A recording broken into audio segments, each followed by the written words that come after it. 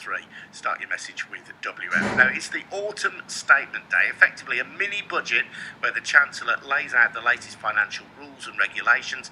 Amongst other things, is expected to announce today a ban on letting fees for people looking for somewhere to rent. So the idea would be that landlords will still be able to pay for the service, but not tenants. Let's speak to Sally Lawson, who runs Lawson's Letting Agents in Wolverhampton. Sally, good morning to you. You're right. Good morning, Adrian. This has been a controversial area, hasn't it? Because sometimes people, when they are looking to rent, have to pay a fee and don't feel that they get a good service from a letting agent. Yeah, it's been a debate that's been trundling on for quite some time, actually, Adrian. I think probably a couple of years, and I think the first time that this came out was probably 2.5 years ago, as to whether letting agents should be allowed to charge tenant fees or not. And we're all very, very surprised by the announcement today that they are actually going to be banning fees straight up. They did actually ban letting agency fees in Scotland in 2012, and it's been interesting some of the results that's come about since that ban in 2012.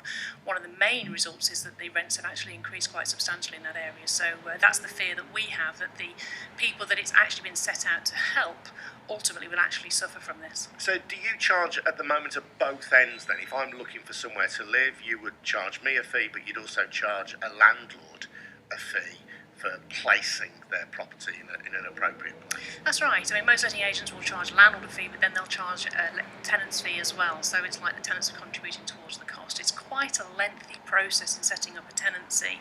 I know some of the press releases going out there have been that all we do is merely photocopy a piece of paper, and I've welcomed these people to come into offices and see what we actually do.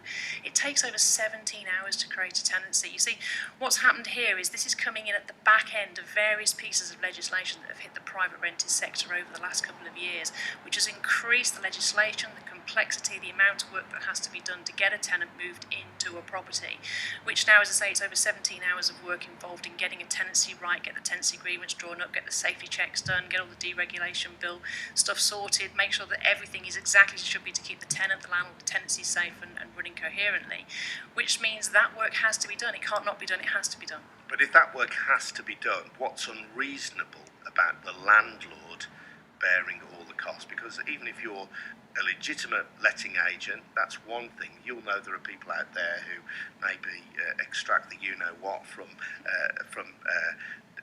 people who want to rent a place, maybe charge fees, then don't deliver on the service, or don't deliver a professional service. If the landlord has to pay the fee, surely the respectable letting agents will still stay in business.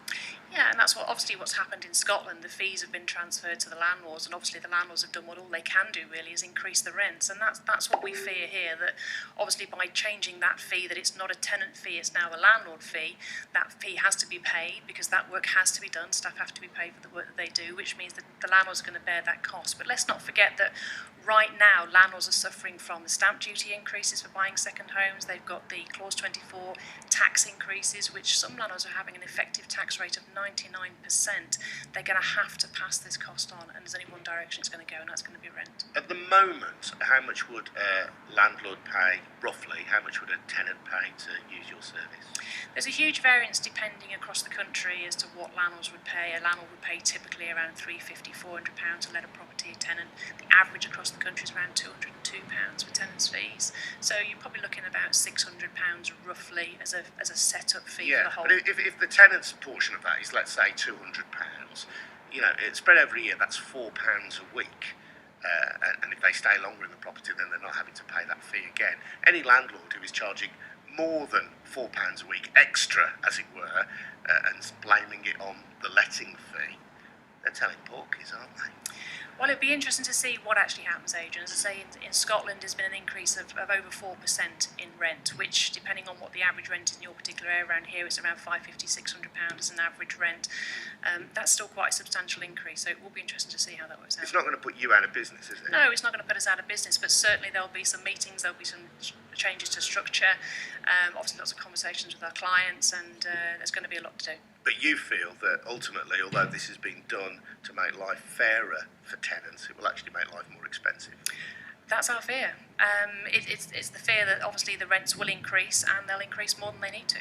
And that is a challenge. Really appreciate your time this morning. That's Sally Lawson, who runs Lawson's Letting Agents in Wolverhampton, 7:22 on BBCWM.